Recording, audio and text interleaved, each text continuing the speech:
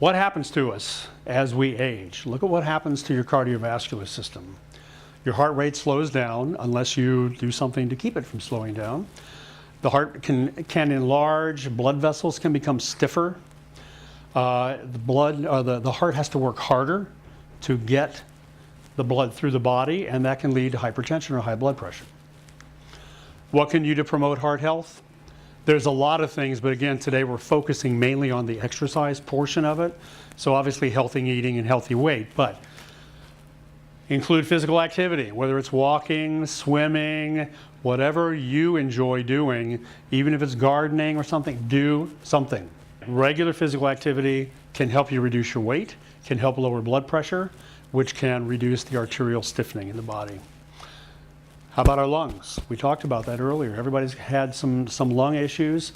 Actually, the bones in the chest can actually become thinner, and the chest cavity can change its shape and constrict the lungs so your lungs won't open as well as they did before. The diaphragm weakens, making it harder to get air. Lung tissues can lose their ability to keep the airways completely open, which it makes it tough then to get out all that carbon dioxide that can collect down there and other junk that happens in your lungs. Too little oxygen going into your blood vessels. All of these things happen to us as we age. And the lungs, more happens in the lungs than any place else. The part of the brain that controls breathing,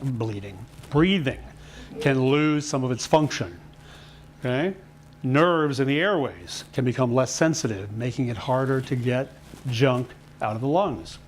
Your immune system can weaken, which makes you more susceptible to diseases of the airways. And they're less able to recover after exposure to things that we don't want, whether it's cigarette smoke from somebody else or whatever. To sum it up, you're at increased risk for lung infections, shortness of breath, low oxygen levels, and abnormal breathing patterns, which can lead to sleep apnea and other things that a lot of people end up getting treated for as they get older. What can you do to improve your respiratory system? Guess what? Don't smoke, obviously. Get up and move. Do physical exercise, which helps improve your lung function. You're going to see the do physical exercise, it's going to pop up a lot as what you can do to help with different things. Bones, joints, muscles. We looked at all those different things in the body. They tend to shrink over time in size and in density, and that's the issue, the density. They get more brittle, they get more porous. Muscles also generally lose their strength, and you lose muscle volume, and that's called sarcopenia. And as you lose muscle and your bones get weaker, then you start to have issues with balance and coordination too. Sarcopenia accelerates as we get older, making you feel more frail, increasing the chance of falls, and then increasing the chance of fracture. And fractures, especially as we get older, what's the most common one, right? Hip fractures. And believe me, when that happens, it's tough. What can you do to promote joint and muscle health? Guess what? Include physical activity in your daily routine, right? Weight-bearing exercises, yeah, walking, jogging, tennis, those kind of things are important, but strength training is so important, and that's what we tend not to do. We may go out for our daily walk, but you're using then the largest muscle groups in the body, which are the ones more used to doing aerobic activity. So instead, when you start doing some resistance training and using these smaller muscles, you get winded very quickly because they are not used to doing aerobic work. So strength training is extremely important. It helps you build muscle back too and stop the loss. It also helps get the bone loss, stop the bone loss from happening. Digestive system, constipation is more common. What are you going to do?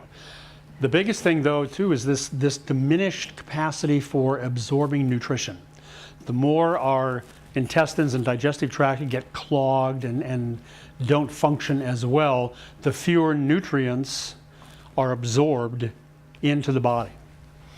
Obviously low fiber diet, not enough fluids, yada yada yada, lack of exercise, and certain medications. It's tough. Diuretics, iron supplements. There are iron supplements, and then there are iron supplements. That's another conversation. certain medical conditions, which we talked about, diabetes, and things like IBS or irritable bowel syndrome. All those things just make it harder and harder and harder to have optimal health. What can you do to improve your digestive system? Include physical activity in your daily routine. There seems to be a pattern here, right? But obviously the high fiber, soluble and insoluble, and drinking lots of water. You know the difference between soluble and insoluble fiber? Insoluble fiber is your basic Roto-Rooter kind of fiber. Soluble fiber gets into the bloodstream, it dissolves in there, and it actually helps draw impurities out of the blood, bond with them, and move them out of the blood. So soluble fiber is extremely important for your heart health too. Okay, your bladder and urinary tract. Incontinence, that's a drag. Certain medical conditions, diabetes can contribute to that. So can menopause, and for men, an enlarged prostate. All can affect the kidneys and urinary tract, and bladder especially. What can you do to promote it? Maintain a healthy weight, which means get out and exercise, watch what you eat, keep your weight down.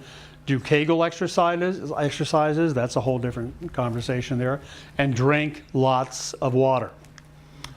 What happens as we age? I forgot what's on this. Oh yeah, memory. Okay.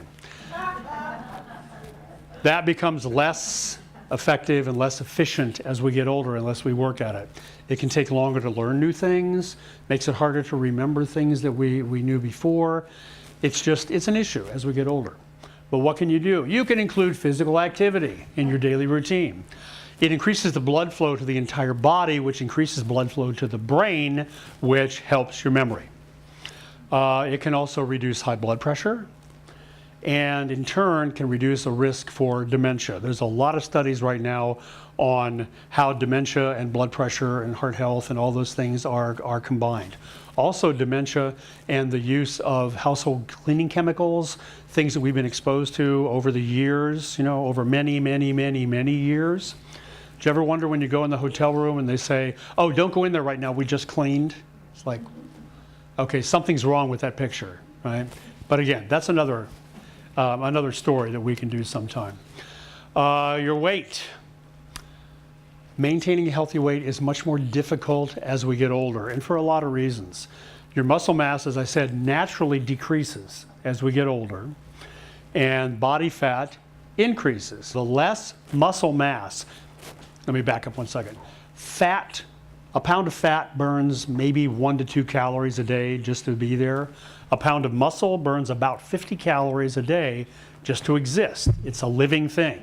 So as you lose muscle mass, if you're eating the same amount of food, your body's going to be burning fewer calories and you're going to start to gain weight.